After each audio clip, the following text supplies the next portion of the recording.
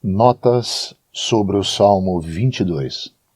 O Salmo 22 nos foi dado por Deus para nossa devoção e adoração. O capítulo 53 de Isaías é um diálogo sobre os sofrimentos de Cristo entre Jeová, o profeta, e o remanescente judeu fiel.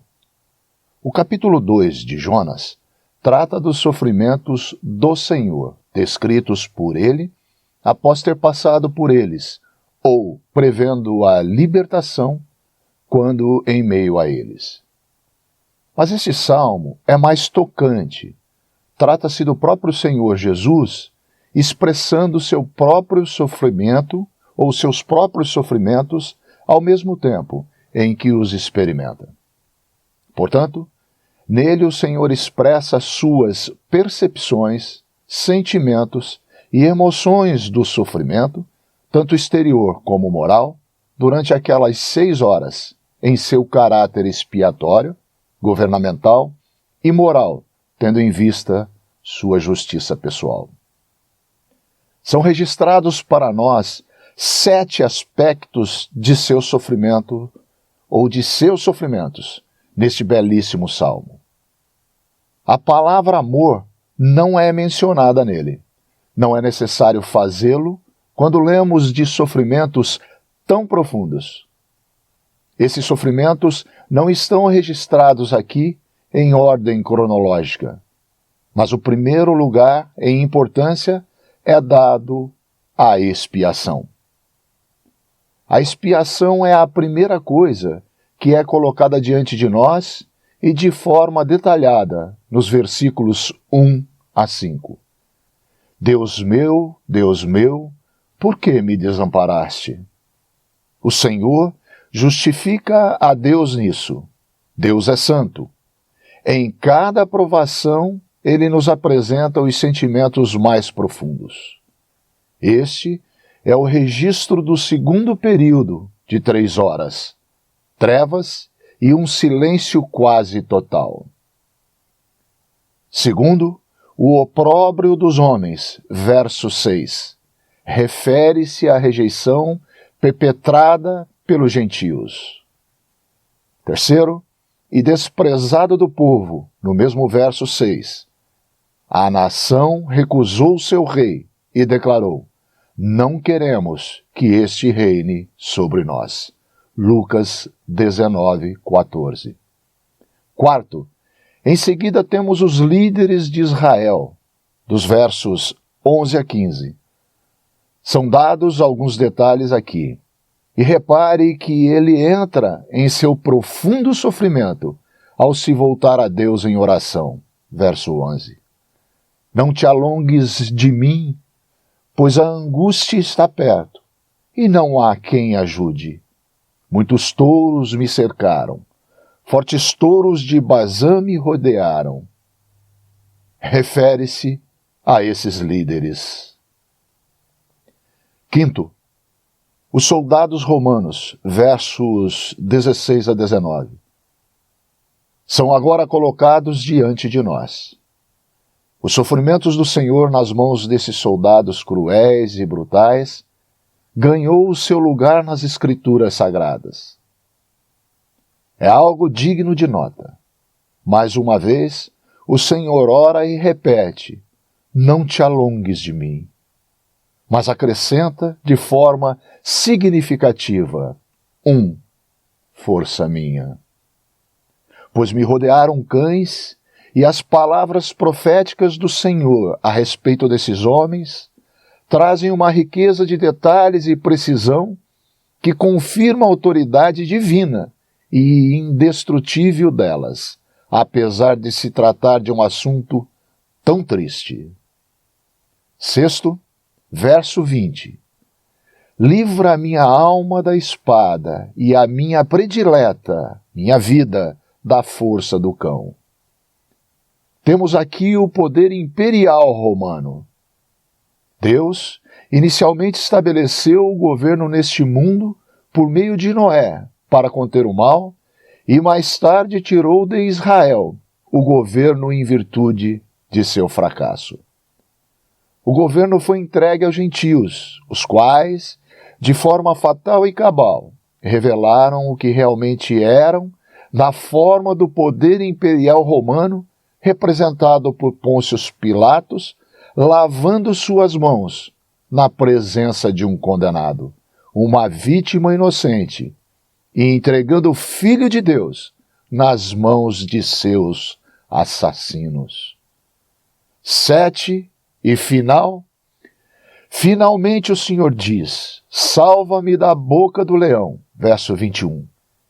Isto é sua morte. 3 coisas eram essenciais para a expiação: que ele fosse abandonado, que morresse e que seu sangue fosse derramado. Trata-se de uma completa obra divina, determinada por uma pessoa divina, e não algo que tenha ficado sujeito a arrogantes desígnios. Ele lidou ali, diante de Deus, com a culpa, a degradação, em princípio e na sua totalidade. Mas seguiram-se ainda outras consequências do pecado do homem, como sofrimento, miséria, doença, dor e lágrimas. Ele moveu-se muito em espírito e perturbou-se. João 11, 33.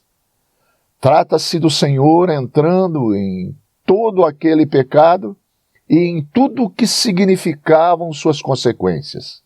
E talvez tenha sido isso que levou o autor de Hebreus, quando citou o Salmo 40, a omitir as palavras: deleito-me.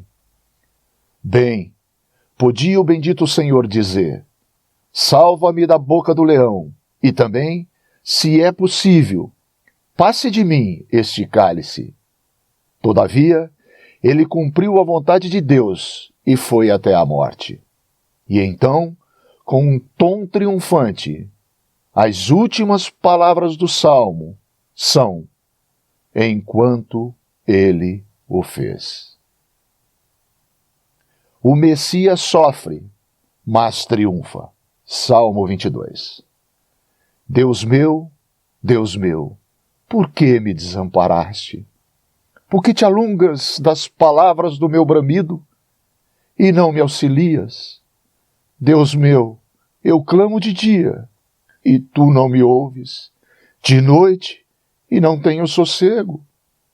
Porém tu és santo, o que habitas entre os louvores de Israel.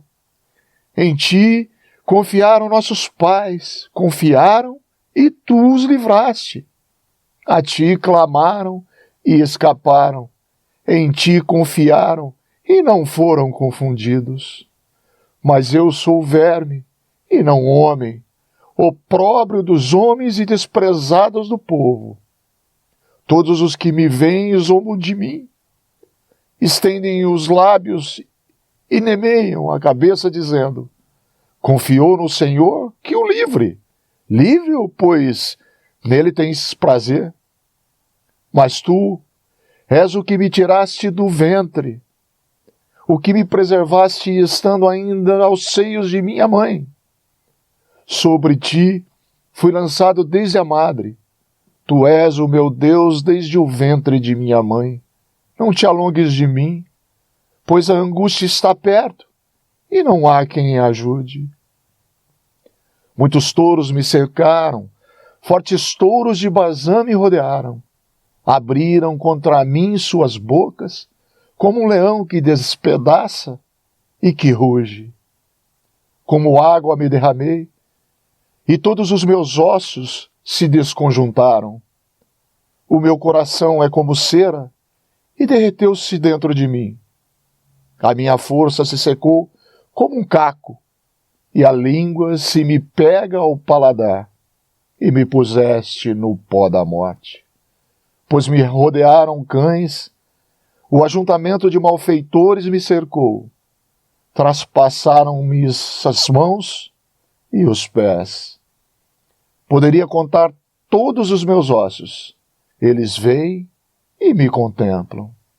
Repartem entre si as minhas vestes e lançam sortes sobre a minha túnica. Mas tu, Senhor, não te alongues de mim, força minha.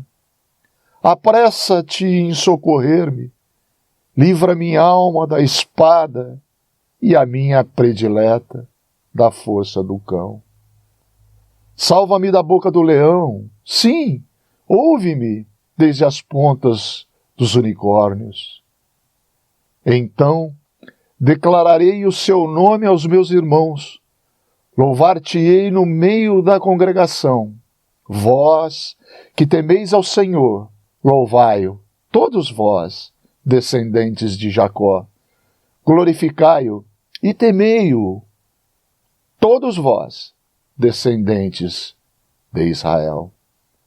Porque não desprezou nem abominou a aflição do aflito, nem escondeu dele o seu rosto.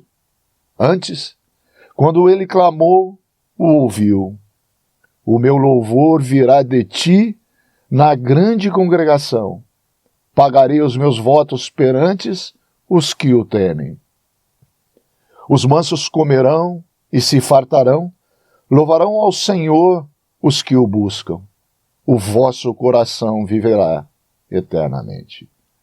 Todos os limites da terra se lembrarão e se converterão ao Senhor, e todas as gerações das nações adorarão perante a tua face, porque o reino é do Senhor, e ele domina entre as nações.